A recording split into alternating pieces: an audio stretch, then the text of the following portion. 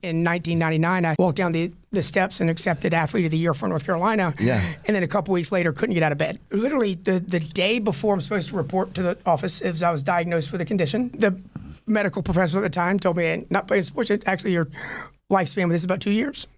And so if you think about going from that level of conversation and mortality conversation from what my thoughts in life was like an hour before. Yep. And still kind of, to be honest with you, that time's coming to grips with the impact that had. Eventually got the help and stabilized that, disease. And obviously, longer than 2 years, but I had about 60 to 90 operations in a period of 2 years. That was the height of the 90s, the OxyContin push. And when I finally got, sober and stable, I knew that I wanted to bring back everything that I learned, learn as much as I can. I was really feeling drawn to the field to understand what happened to me. Welcome back to MasterMined. I'm Jeff Skillen, and as always, I'm joined by my co-host, Lee Pepper. Jeff, so wonderful to be with you this morning. Lee, I've been super excited about this episode this morning, and we've tried a number of times to get him here, and he's super busy and hard to pin down, but I'm really excited to welcome Ward Blanchard here today. Yes, Ward, thank you for being here. Well, I am super excited to finally be here and have been just waiting and didn't know what I was going to find, but getting here and getting the tour and meeting you guys has just been, tremendous. And I can't wait to get into our conversation and finally be here in person. Well, Ward, what I think we're going to get into today is we're going to talk a little bit about your journey in terms of how. Well, yeah, exactly. of how you started, and then we want to see if you'd be willing to give some wisdom to our audience in terms of how they might want to replicate your journey, and then also maybe some mistakes to avoid if you could redo them. And then I've got plenty of those. And then we can talk about your philosophy, which I see on your lapel pin. We're gonna get to that, and then we also want to get into your views about outpatient versus treatment and other aspects of the industry. So with that, and I'm sure we'll have some diversions along the way. So does that sound good to you? Yeah, that actually sounds like an exciting conversation. For me, if it tells you what my evenings and conversations are like, right up my wheelhouse, like a ball full of fun to me. All right, fantastic. All right, well, Lee, kick us off. Well, listen, Jeff, thank you so much. I wanted to start off by, I first met Ward when Ward was working at Michael's House, which was one of our premier programs in Palm Springs. So, Ward, when would that have been? Would that have been 2012, 2013? Yes, about that time. Yeah. That life-changing moment for both of us. It was. And what's fascinating, that's what I love about this industry, too, for those of us that have worked in it for a long time, is that everybody is so supportive, and the way that we kind of come and go into each other's lives. And so I had not seen Ward in many years when he reached out to me a couple of years ago to come out to North Carolina to visit his program in Charlotte. And we just picked right back up.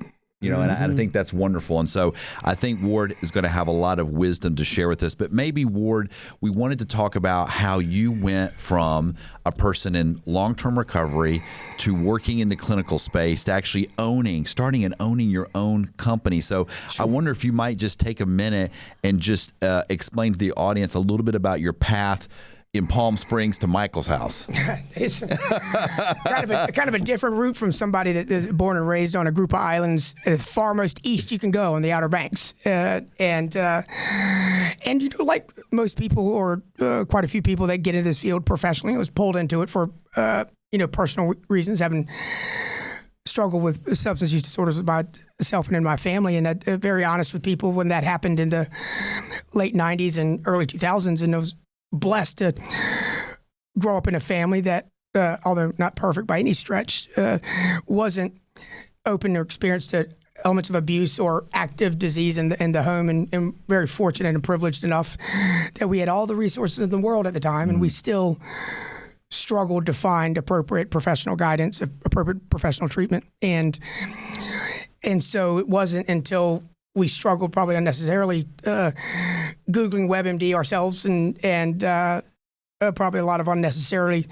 thousands of dollars to treatment centers. I found a professional at the time that was licensed in clinical interventionist that came vetted and proven, that helped guide my family, that pulled me out to sort of the proper evidence-based and professionally led resources, and I got healthy and sober out in Southern California in Palm Springs. Well, and you actually work with Dr. Harry. Yes, absolutely. At Betty Ford. Yeah. Dr. Harry, Dr. Jim Tracy, those, Mike Netherton. I was very blessed and fortunate, not only as my, personal recovery got me healthy and sober. I knew immediately that I had a passion for this field in the form of the state of North Carolina. I'm a born and bred Tar Heel. And I was going to say, I mean, it's like you caught me. I bleed Carolina Blues. So no, I needed to jump into that because, I mean. So be careful your next statement here, because I may walk out. No. I'm not going to say anything having to do with a school in Durham. Okay. So right. But I am going to point out, it was just like, I mean, I haven't read a bio that just screams Carolina like yours. I mean, your bio is like, I know we're talking about California right now, but it's like, let's talk about Carolina for just a moment. Well, so you were Mr. Basketball in high school.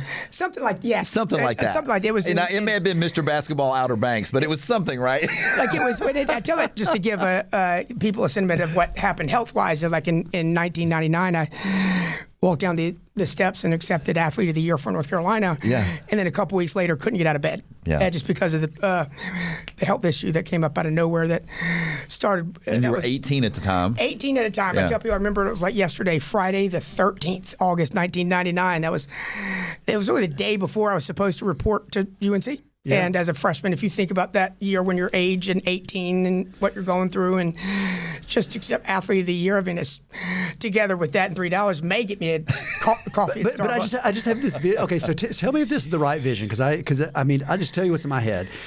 There's got to be a picture in your house somewhere with Dean Smith has got his arms, he's got his arm around you, and you're the next great hope for UNC. A handwritten letter and the frame too. Right, and it's like, and he came to your living room and recruited you, and you were going to be the next, and it's like, but it didn't really play out that way. Literally, the day before I'm supposed to report to the office, as I was diagnosed with a condition, and the medical professor at the time told me, not playing sports, actually your lifespan with this is about 2 years. And so if you think about going from that level of conversation and mortality conversation from what my thoughts in life was like an hour before. Yep. And still kind of be honest with you, that time's coming to grips with the impact that had.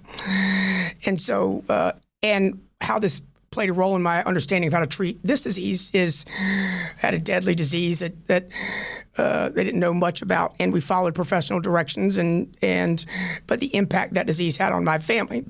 I watched that, and eventually got the help and stabilized that disease, and obviously longer than 2 years, but I had about 60 to 90 operations in a period of 2 years. That was the height of the 90s, the OxyContin push, and when I finally got sober and stable, I knew that I wanted to bring back everything that I learn as much as I can. I was really feeling drawn to the field to understand what happened to me. How did I go from it was a straight edge kid, didn't drink, didn't smoke. I mean, not at all, because in my school, if you got caught with any of that, even smoking, lost your athletic scholarship, and I was also scared to death of my mother on the group of islands, lost a colony. Like, she was actually part of the lost colony. I mean, generations. And so everybody knew who I was. It's like Varsity Blues, and it's like I tell people, it's like I'm aging myself here, but it's like those Freddie Prinze Jr. movies. I was that kid you loved to hate in high school, the prom king, the homecoming king. I mean, just an insufferable. I mean, as bad as you think I am now. I mean, just back then, it was just. I should have picked up one of my antique cars this morning. We could have reenacted Breakfast Club or.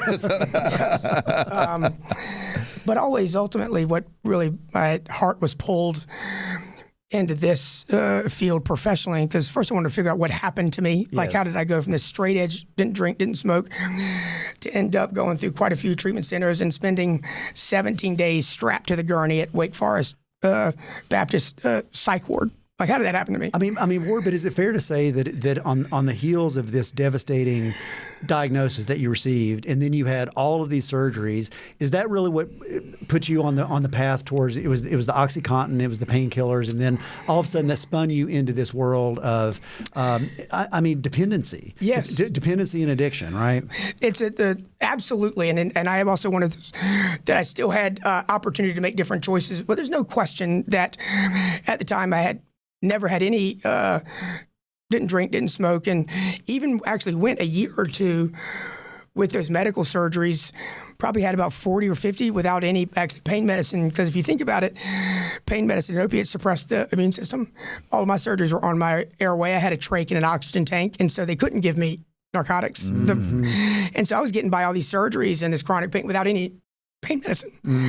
And it wasn't until I need something pretty severe, it was actually in like June of the next year that I was going through an operation. They was going to give me kind of like a 30% chance of survival. Like in the hometown where I was at the Mayo Clinic, I had a 24-hour prayer vigil type of thing. That's how, and at that one they had to, give me some pain medicine as a result for healing. And the first year I can say that took it absolutely as prescribed, actually less than prescribed, but there was some complications with the surgeries. I had to go back in, and I remember just going on a vacation, just leaving it home. I didn't think I needed it, and then started not to feel well. I didn't know what was happening to me, and I would bring it in to the rheumatologist saying, I don't know what happened when I stopped these. It's not feeling well, and I didn't know those were signs of dependence. And so, like any good rheumatologist, and he referred me to a pain medicine specialist we didn't know anything about, and next thing you know,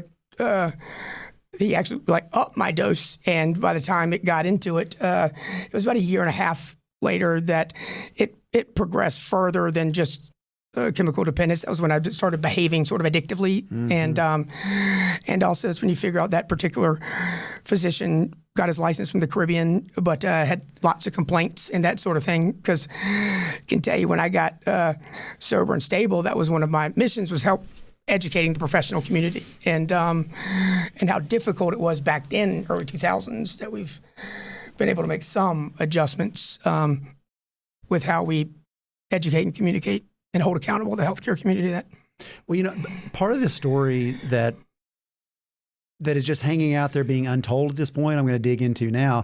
So obviously we're talking about the medical conditions that you're dealing with and the dependency on the painkillers. And as tragic and as terrible as that is, that's a pretty common story, sadly, during that time period. But the other thing that's just kind of hanging out there is you dealing with this traumatic loss of a future that never actually came to be. Right. And so is that really, so overlay that into your story, and is that really what kind of propels you into this conversation? Absolutely. I mean, it's actually a great sort of assessment, because I can tell you once I got, walked off the plane and to get sober, but I remember I stepped off the plane in Palm Springs. It was like August 23rd, 2026. It was 127 degrees. That's when people say, oh, but it's dry heat. I'm like, yeah, so is an oven. So is an oven. Stick your head in an oven. And after I was sober for 2 years, one of my sponsors, actually the man that intervened on me and then became my professional mentor, Dr. Jim Tracy and Dr. Harry, came to me after 2 years and said, great, you're sober, you're still a knucklehead. Why don't you go and take a look at this program at Onsite called the Living Centered Program. I think the trauma that you experienced at 18 and still is impacting you. And I was like, I don't think so. But at that point, I'd been sold on following the professional's direction. Right. And I said, I'll do whatever you tell me to. And went there, and it was... I knew something was wrong, didn't know what, and it was really doing some deep dive work initially. After 2 years sober, getting a little bit deeper, didn't realize I was still angry at the life that I thought God stole from me, and just sort of working through that, sort of trauma. But that was what continued to propel me in this field. Yep.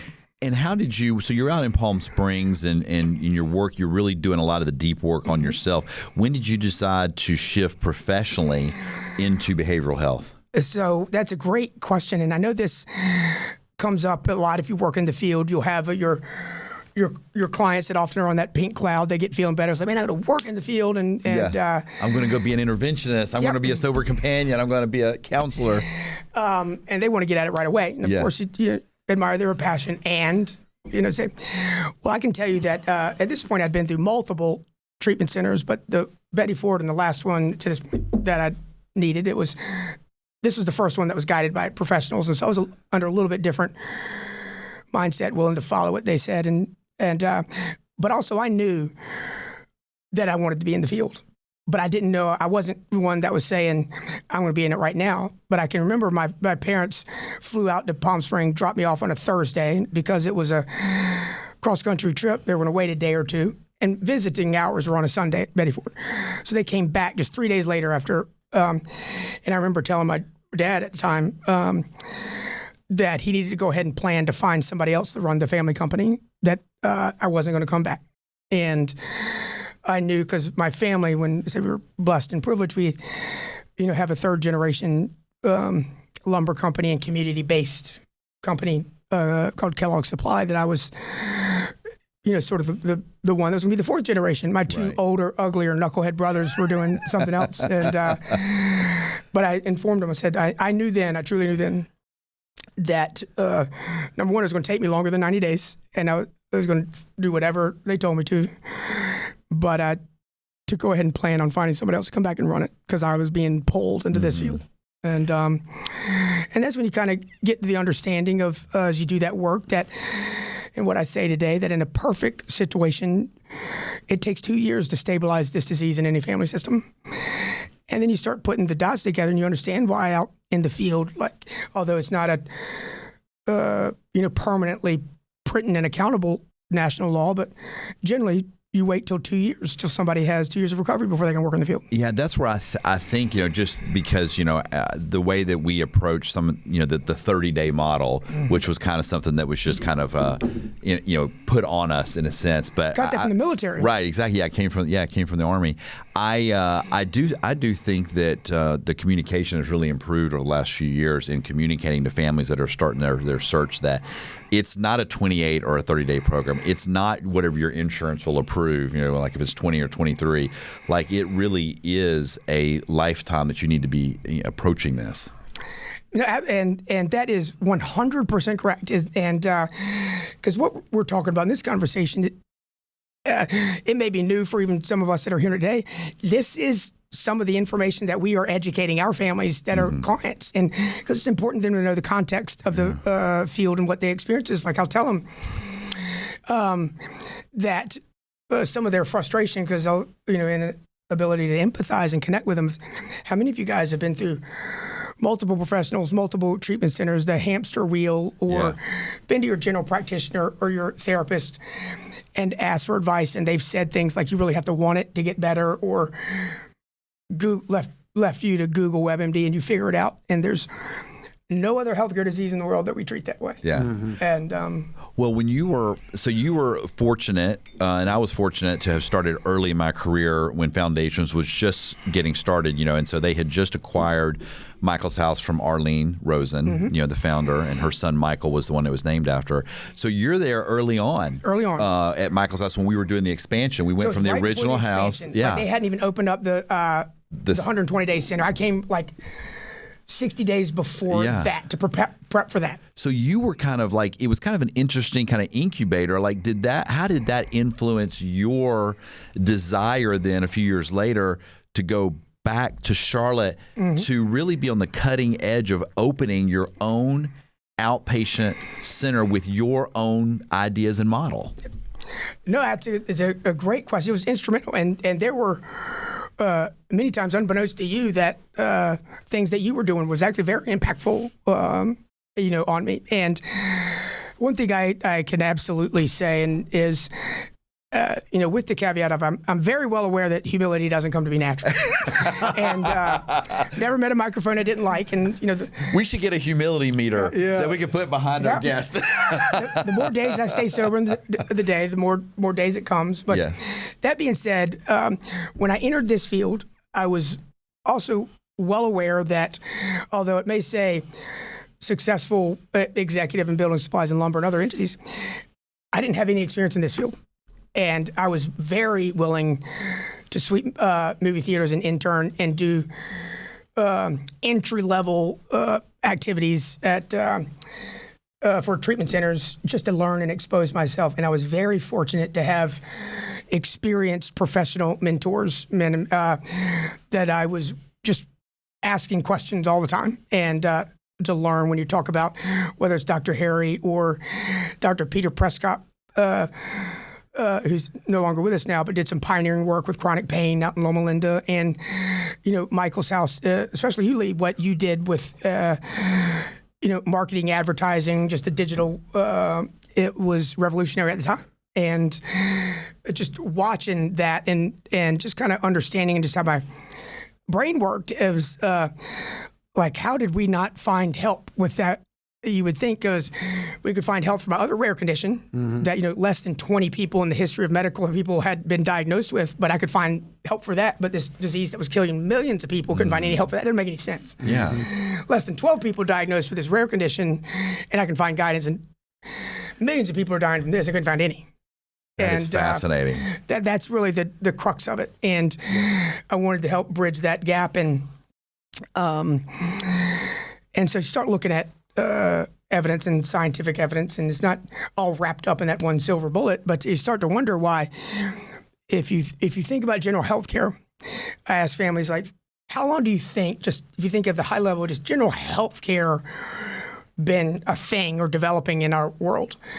And it's really since the Renaissance. Right. It's been hundreds of years since men and women that we were men and women of science. We weren't wizards and alchemists and right.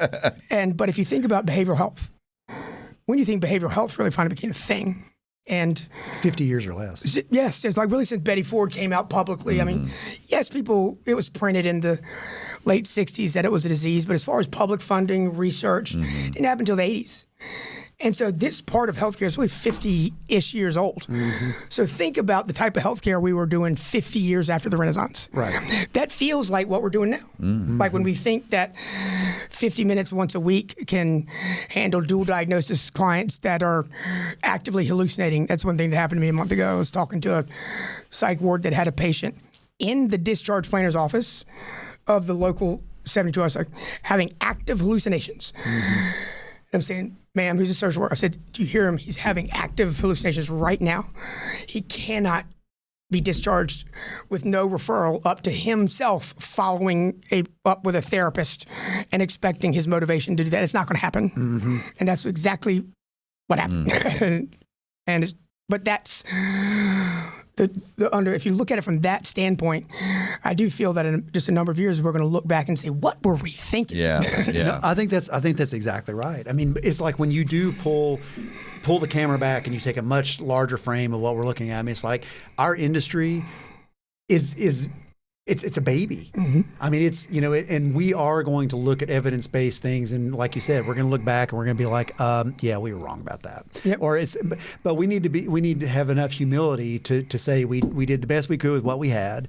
We don't want to blame each other. It's like, but we do need to recognize that we need to pivot, or we need to go a different direction. So let me ask you this, Ward. I'm thinking about people who are listening to this episode, and I'm going to pause you at this stage of your career development. You're now 2 years into sobriety. No, right? In the story. Yeah, in the story. Yeah. So like you've passed that 2-year milestone. You've told your family that you want to commit your career towards this industry. What would you say to somebody listening to this podcast? Like, what are 3 things that you wish that that somebody who's in that spot should be doing? Yep. To really solidify themselves in the industry? No, absolutely. Because I can tell you one of the first things that I'm grateful that I did, because I'd hate to think where I'd be if I didn't do it, was what I was mentioning to earlier, that despite what I had on my resume or what my ego said, I very much understood I had a lot to learn. And I knew I was passionate about the field and being in. But also there's very different parts of the field, business, clinical, admissions, directly. And when people tell me they're interested in getting in the field today, so you first got to figure out what part of the field that you're interested in, and understand, do you just really love and passionate about being of service and helping people? Because that's wonderful too. Because being a professional is a lot different. And so one of the things, the fact that I was willing to take just about any job to learn, because despite having already 2 master's degrees, I took that clinical assistant job at Michael's house just to begin to have exposure in mental health and the cutting edge things that it wasn't because it paid so well. No, that's actually important to because I was willing to because let's not pretend that doesn't factor into people's. Sure. Yeah. I understood, and I was willing to take the guidance that I was making a decision of short-term sacrifice of financial for the long-term goal I was trying to receive.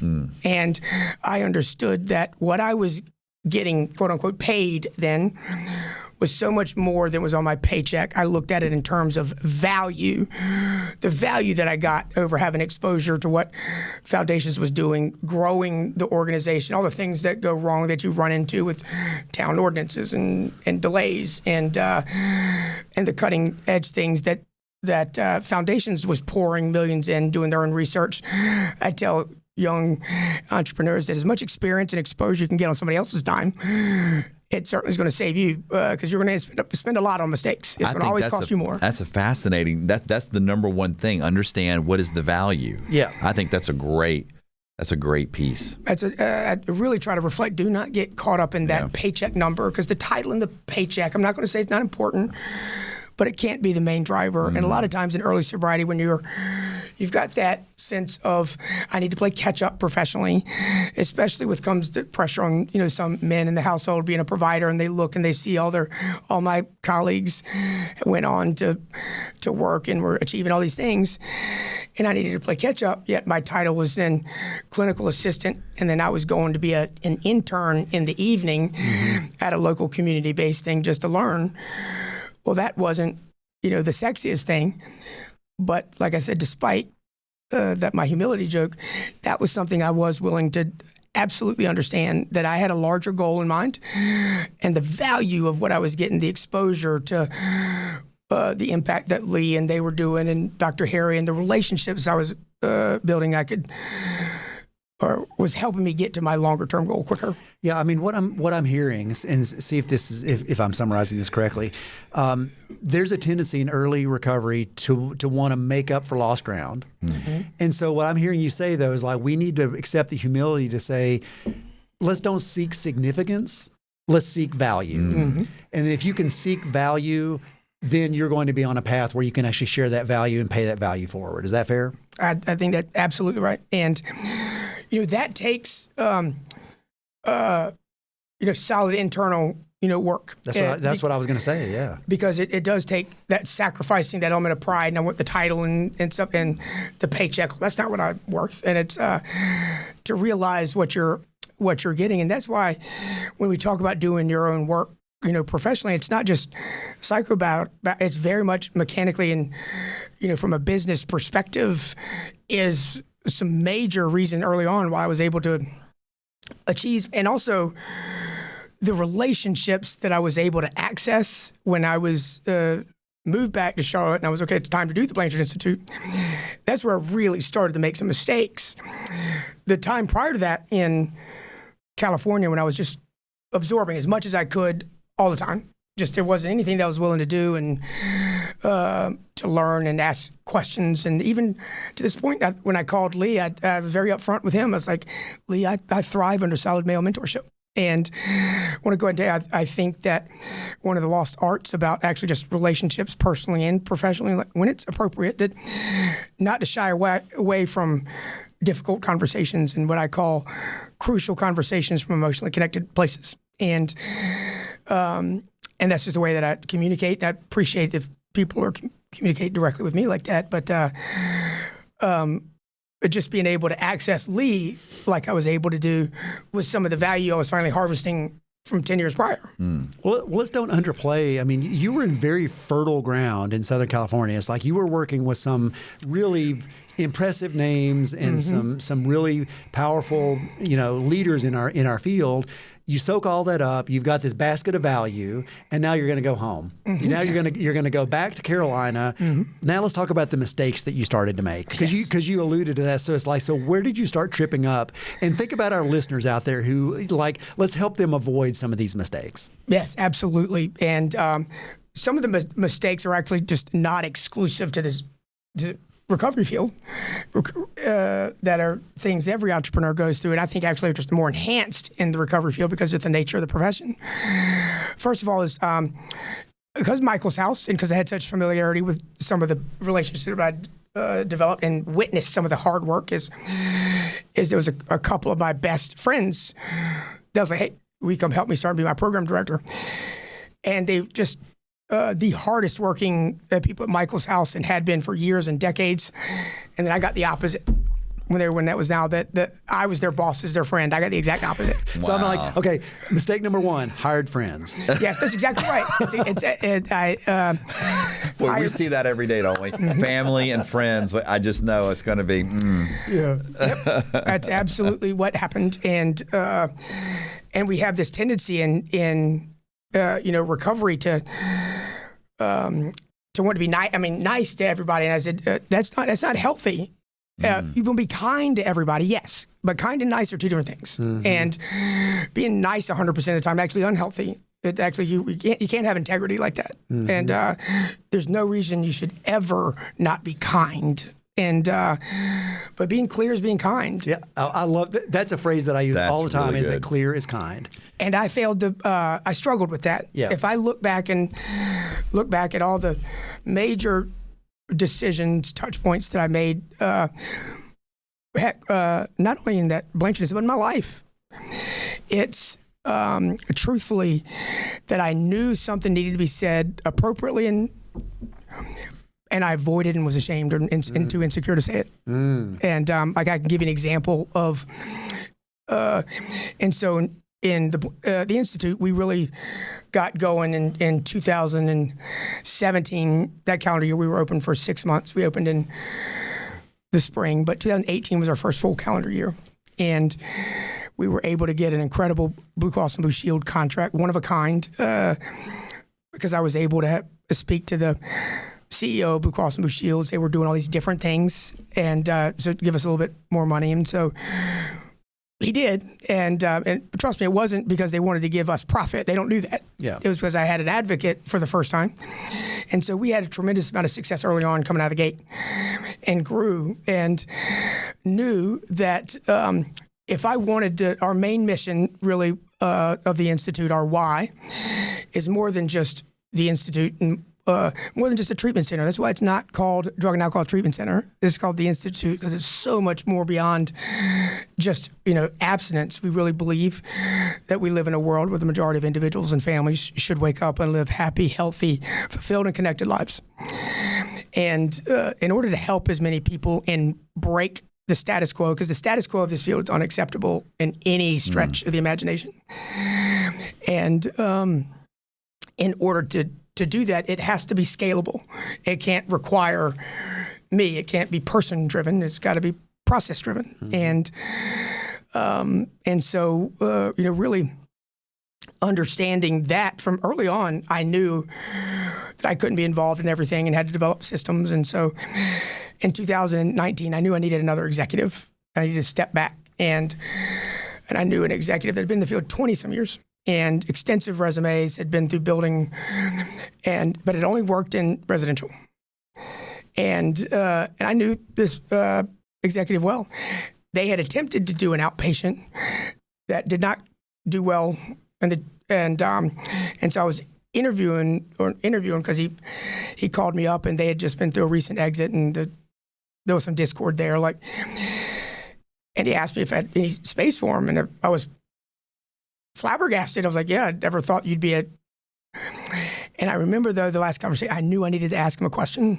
I knew I needed to ask, say, hey, so help me with this location, the outpatient, the PHP and IOP, that you were in charge of that. And there were some barriers there, didn't do well. Mm-hmm. So tell me what you think means you can come run Blanchard well. And I knew I needed to ask him that. and I didn't do it. Okay. I didn't do it. And so, he came up. I did hire him, and I'm somebody, I was just talking with Lee, like even when you have somebody at that level, like what's the appropriate amount of time that you can quickest make a decision? And I was about it 9 months to a year. I mean, at that level, if you think about it, they'll come up 90 days at a minimum just to assimilate, and 90 more days to kind of, okay, I'm going to make some decisions. 6 months, if things aren't really going around, then you say, okay, 90 days to turn us around. That's 9 months-ish. I mean, you can't do it a lot quicker than that unless there's huge red flags. And I knew that that I wanted to try whatever I could work, a family company and executive coaching. And one of the things I tell people, one of the mistakes, in addition to not asking the questions I knew I needed to ask and understanding that's kindness, being clear is being kind,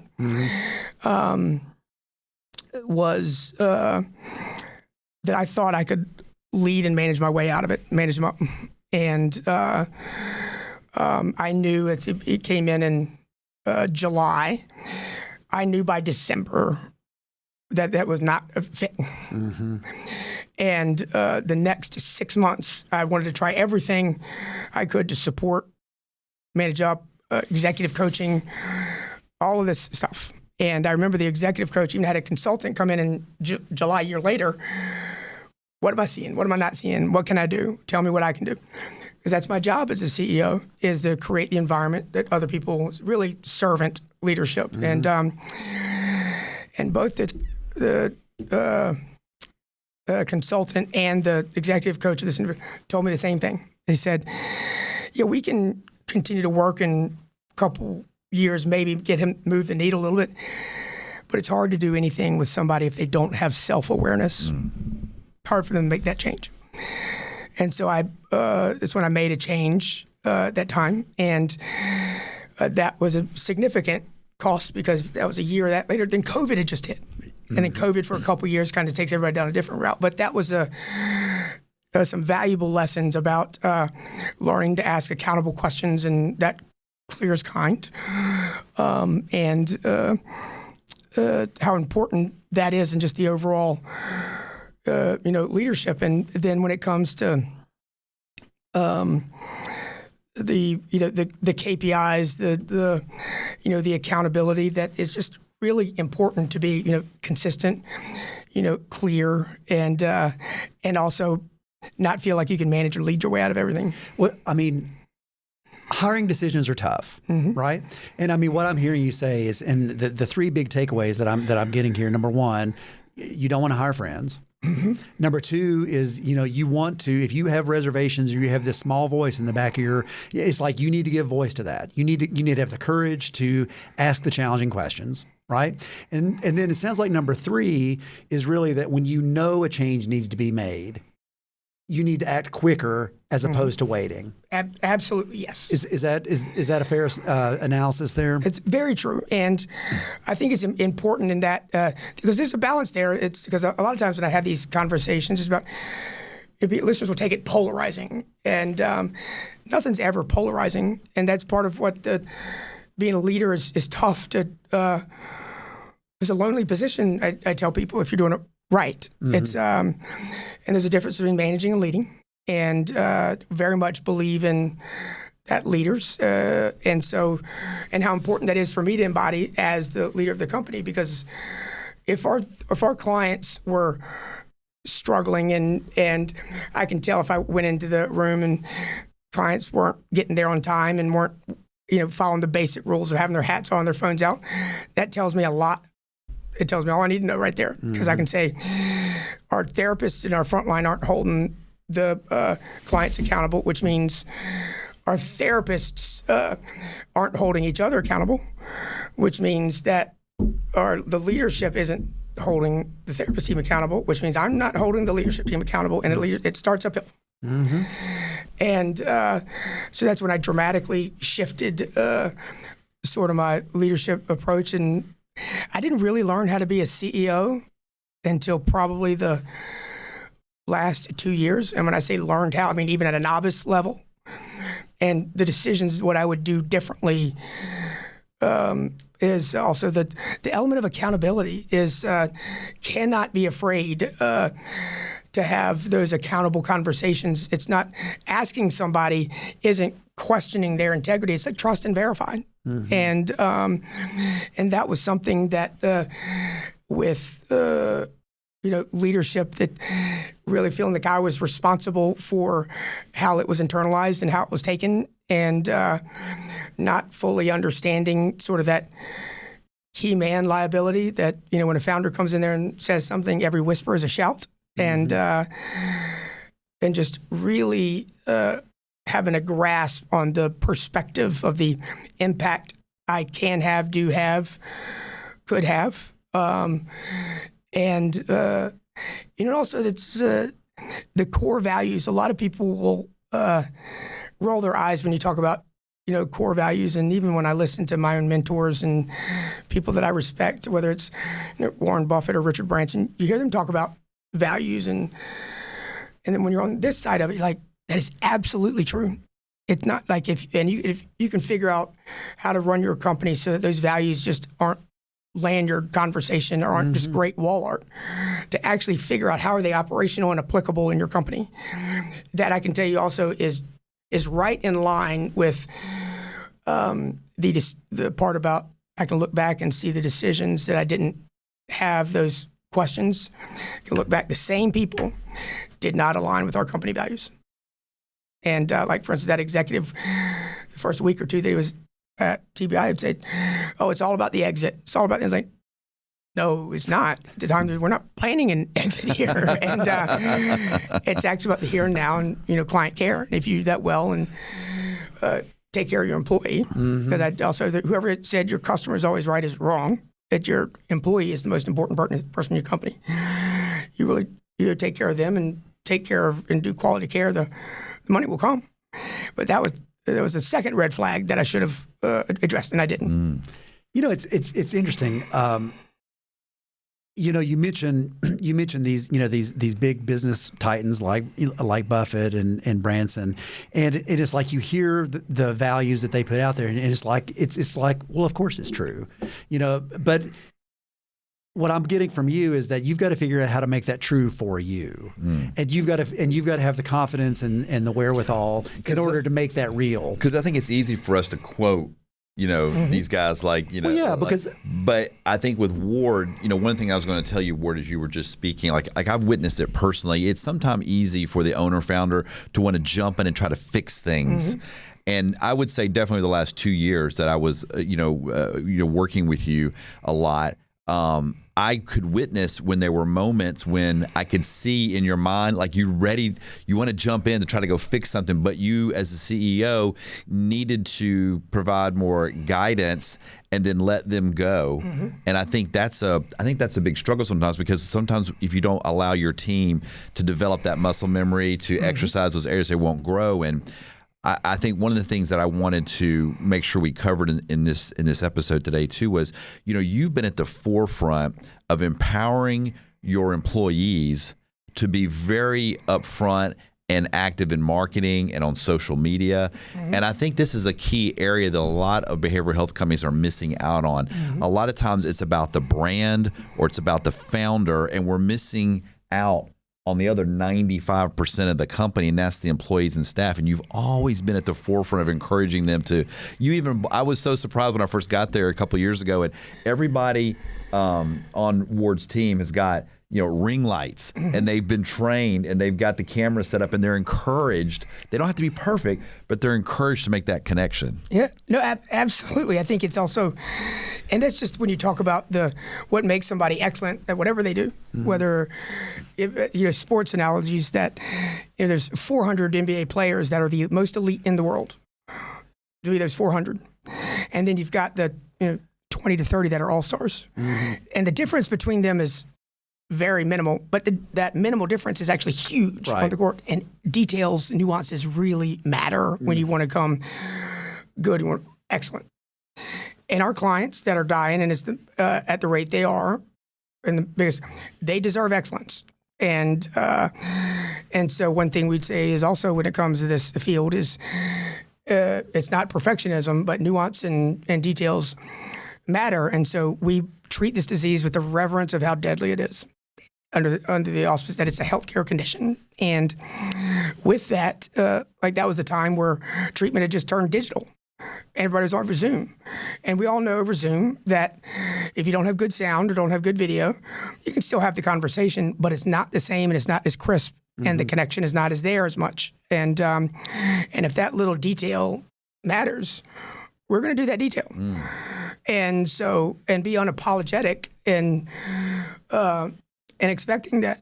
And now the way we communicate it is just different. Like when you don't want to be authoritative. It's the difference between, coming to one of your employees and saying, hey, I notice there's been some struggles last quarter on X, Y, and Z. If you don't get it up to here, here, and here, we're going to have problems. It's like, no.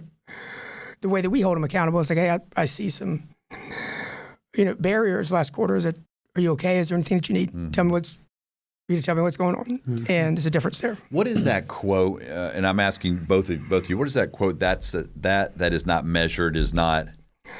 No. That which is measured is managed. Right.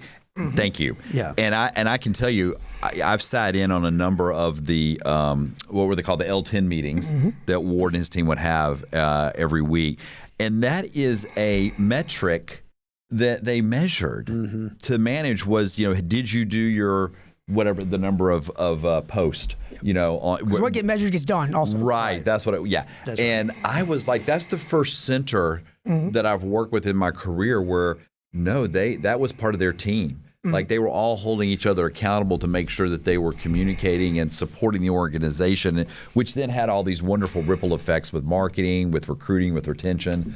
So kudos to what you guys built there. No, thank you. Well, I think that's because those are even the things that you're identifying, things I'm talking about, the root of it is actually the same. Actually, if you think about what were the barriers that prevented me from knowing I had to ask these conversations, it was really my insecurity and vulnerability and internal.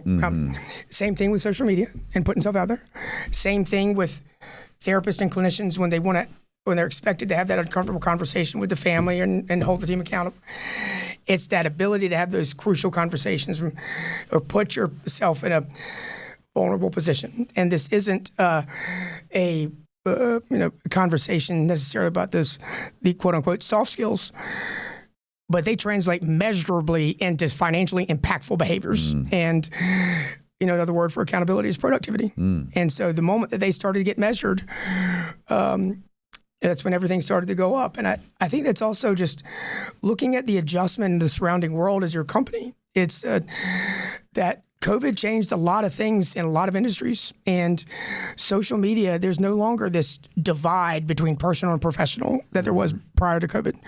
Because during that time, we learned to exist personally and professionally 100% online and over social media.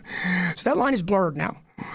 And so you can't put the toothpaste back in the bottle. And especially as a community-based IOP and resource, those families, it's not like a residential center where it's a destination. And we've got you for all levels of care. Yep. No, and very true. Yeah. And I've already made the decision. I'm going to Michael's house. I've already made the decision. I'm going to Betty Ford before I ever met anybody there. That's not the case and also when I get there, I'm there for 30, 90 days finite and I'm flying back home. That's not the case with. You have this great line that there's 2 admissions, and every day in IOP is like an admission. Yep. No, this is exactly because one of the things I've battled with is, sort of the corporate or professional world not familiar with our industry or that will roll their eyes at soft skills or roll their eyes when I talk about family. That's just family psychobabble and stuff.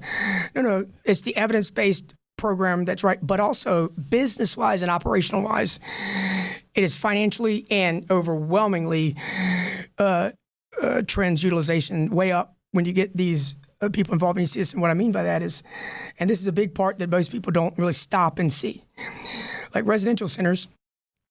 Like I made the decision that I was going to Betty Ford before I ever even stepped on campus. I bought the plane ticket, and so when I land on that 127-degree tarmac, I'm not hopping on that plane and going back because I'm uncomfortable. Yeah.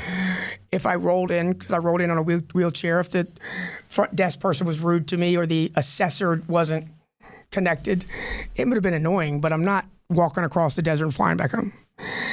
That is not the case. Right.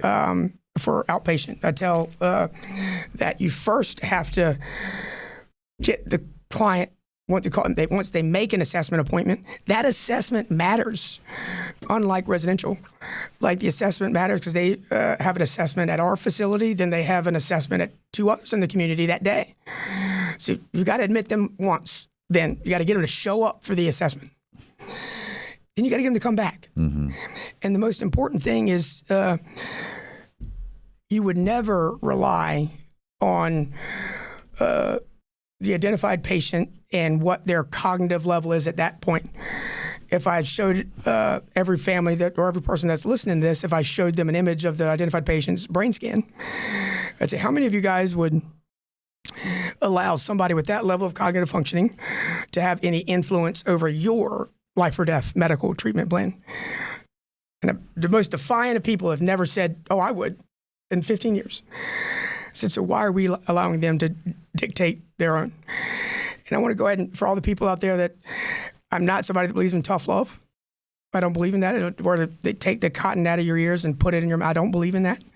This doesn't mean that you don't listen to the person. This is 100% motivational interviewing. This is actually meeting the client where they're at, is actually meeting where they're at on the spectrum. Yes. And why it's so important in the onset, even before that admit, to get what I call the sphere of influence, the family system involved. Because if you also think about residential centers, when you admit, a lot of people have a blackout period. Like you can't contact family for 7 days or 2 weeks because they're the biggest emotional drawback home. Well, an outpatient, they're going back into that every day. Yeah. Every day they're going back in it. So you've got to admit them every day. They got to go home and come back, go home and come back. And so the interactions with the assessors, the front desk people, you're not going to walk across the desert and fly across the country, but you're going to drive 2 miles home. Well, I want to emphasize the point that you made that I just want to drill down, because if it's not obvious enough, you talked about the 400 NBA players that are journeyman NBA players, great players, but there's 20 all-stars. I would like to posit that the difference between those 420 are the soft skills that you're talking about. Mm-hmm. And so then it's like, if you want to look at your program and you want to look at your employees and you want to look at the caregiving staff, what's going to make them come back and readmit every day to come to your outpatient program is literally the soft skills that they've developed and the relationships they develop with those clients. Yep. And Jeff, I was going to say, when I first, and I learned this from Ward, most EMRs and CRMs, they have a section, additional contacts. And it just becomes when I've listened to so many phone calls, over 10,000 in my career, and a lot of centers just do this. Who else can we put on? Can we list in the file?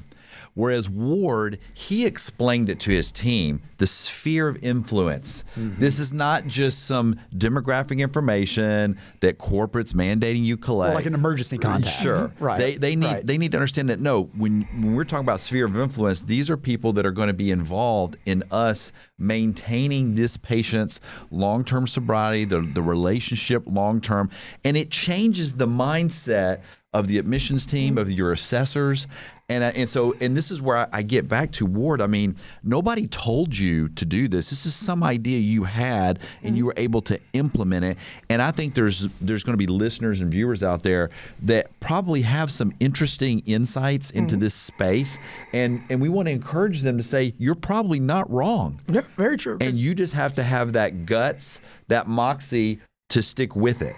Well, and what Ward pointed out is like, if you hear that small voice, you need to find a way to be able to bring it forward. Yeah. Yep, very true. My wife, I always turn to her about stuff, and she'll say, "You're not crazy." I'm like, "Okay, good." You got to have that person that's going to be, keeping you strong, in your confidence. Who is that person that keeps you strong in your confidence? I'm very fortunate to have. Although I joke, I'm very fortunate to surround myself with a lot of mentors and men and women that are a lot smarter than me. One of the current executive directors, Allison Christie's, been with us since the beginning. Yes. And, one of the things with continued along this, conversation is I really feel that we are on the cusp of doing something transformational. And and that word transformational is also helping, our field understand that, we have to include KPIs, numbers, and those things that we naturally shy away from because, we can't turn people into widgets and sprockets. This isn't polarizing. That's not what we're doing. But you can't claim evidence-based and empirical if you're not measuring things. Good point. And because I'm a huge Simon Sinek fanatic, and that's one of the books that if you're going to pursue, leadership with us, that his Start With Why book and his Leaders Eat Last book is something that very much an advocate of. And so Start With Why is something we go over, believe in. That doesn't mean the how and the what aren't essential. It's like, the why can be 51%. But you still, you can't just ignore the how and the what, because, dreams without actions are just hallucinations. And you've got to have the actions behind it. That's right. And be unafraid to, keep them accountable. And because that, again, goes back to accountability is what's clear and kind. Because I'd ask every listener in here that if you're being emotionally honest, because that's two words that have also, the only expectations I had as a leader, I'd go over this, is for you to be emotionally honest with me. And I don't care about mistakes. I really don't. If we had a situation where it's like, had a clinical director that kept struggling with following this basic family protocol, I said, so help me here. This is an example of being emotionally honest, guys. So where's the barrier here? So please don't tell me it's training when I can see here you've had 5 trainings on it, or you're just uncomfortable with actually doing it. Both, it's okay to say. Both, it's okay to be, and I'll help you with both. Yeah, because emotional honesty is not necessarily right or wrong. Right, that's exactly right. Yeah. And don't be afraid. Don't blame it on training, and then all of a sudden here we are spending both our hours on training for a 6th time, when it's really just struggle with putting it into action. And that's what you need help with. Don't be afraid. Or maybe you disagree with some element of it. Tell me now. 100%. Just be emotionally honest with. And we can always work with that.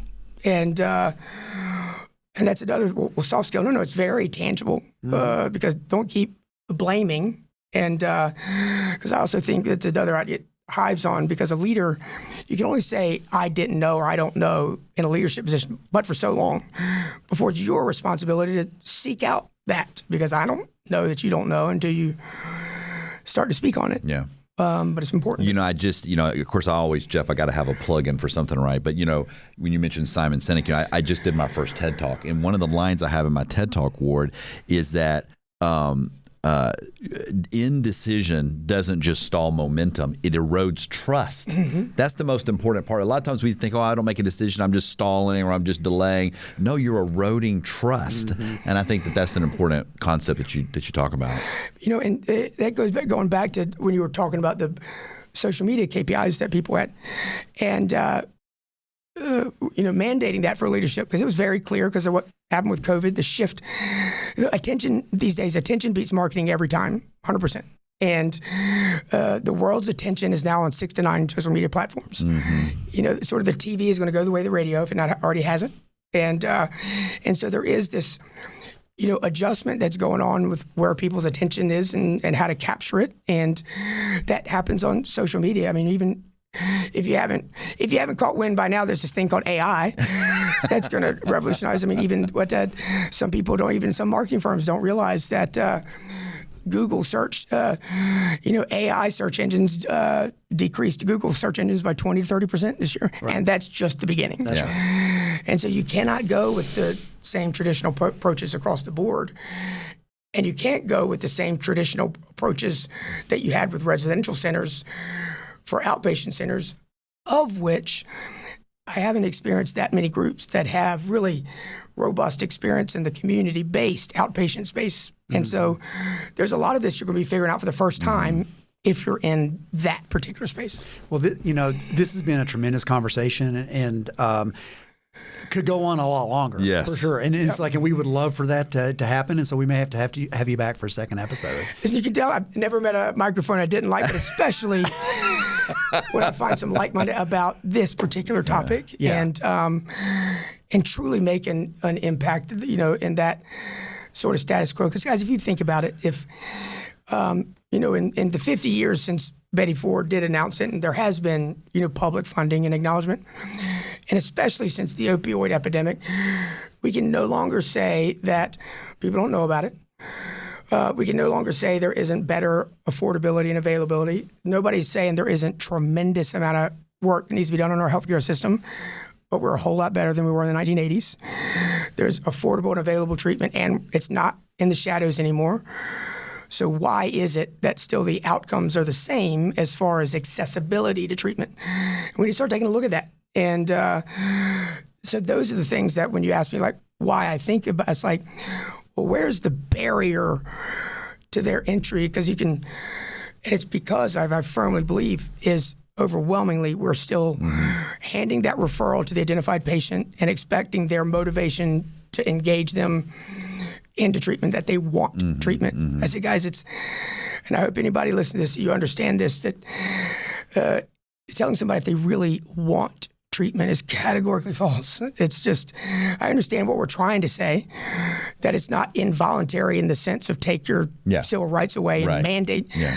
But motivation, I tell, with any healthcare disease, I had 90 operations, every one of them stunk. Chemotherapy, radiation, stinks. It's unfair. It's costly. It's inconvenient. So you have every right to be angry, and it's the appropriate path to save your life. And so if they'd have left the decision up to me when I was 18, do you want that trach? I'd have said, hell no. Yeah. My family had to make the decision to kind of force me to have compliance. And so, or if telling a family they have to hit rock bottom to get better, these words are coming from professionals. And so what I'll tell some professionals that are at lunch, it's like, guys, what happens if you go to your doctor in a healthcare system and that doctor delivers care to you that's out of their scope and not evidence-based? What could possibly happen? Open themselves up to scope of practice, liability. What happens in our field? And are you sure that everything you do to your client is evidence-based? And all of a sudden, crickets. Because we all know that's not true. And so we wonder why our general healthcare field doesn't take our field seriously. And there's lots of reasons and lots of dynamics. It's complex figuring out that solution to why people aren't receiving treatment. Lots of different dynamics. But as far as what we control is our field. It's hard to ask others to respect us if we don't respect ourselves first. Yeah. And we've got to do a better job internally and having internal conversations with emotional honesty before we expect somebody else to respect us. Ward, we're going to put your contact information in the show notes, but where can people connect with you? Is LinkedIn the best, or how do you prefer if somebody wants to reach out or connect with you? Or and I'm assuming you're kind of like Jeff and I too, like you're available to speak and absolutely, because I actually think it's one really important thing to get over here. I've been very fortunate and blessed to bring on some partners that are now running Blanchard Institute. It's I really want to communicate that, because another part about being a successful leader is, like we've talked about, is having self-awareness. And it became very clear that some of the underlying health condition I have became a barrier. And about January 2021 is when it sort of my condition came out of remission. And so since then I could see that there wasn't 6 months in a row that I was able to be consistently in that CEO's chair. And that's not fair to staff. That's not fair if you think about that COVID time when everybody needed answers and security and somebody in that seat. And I just wasn't able to be that, and I had to acknowledge that. And so then you got to find who is going to lead it. And because I can find plenty of people in resume, but do they embrace the core values, the essence? And, went through, close to 2 years of searching and vetting quietly, and also found about a year and a half ago, came across a partnership group that actually specializes in family-owned and operated businesses. Because the goal of the Blanchard Institute was to create a large community, not customers, but a large community, and come back to North Carolina and build a continuum across the state to eventually get to Eastern North Carolina when I came back to the state. And I realized that mission was more important than my title, helping more people.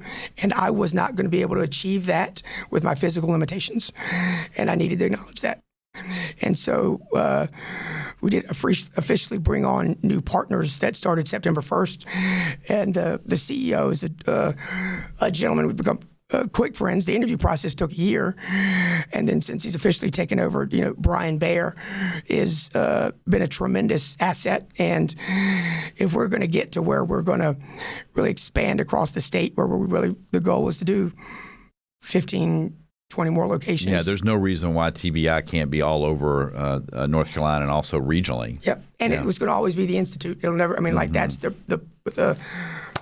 only foundational component in exploring into mental health components. I've been very fortunate. So I'm semi-retired, and so now I still am involved and sit on the board and consult with them, speak on their behalf. I'm still very much involved. But as far as like the day-to-day operations, I had physical limitations, and we'll put all the appropriate connections. Because we got you on TikTok yet?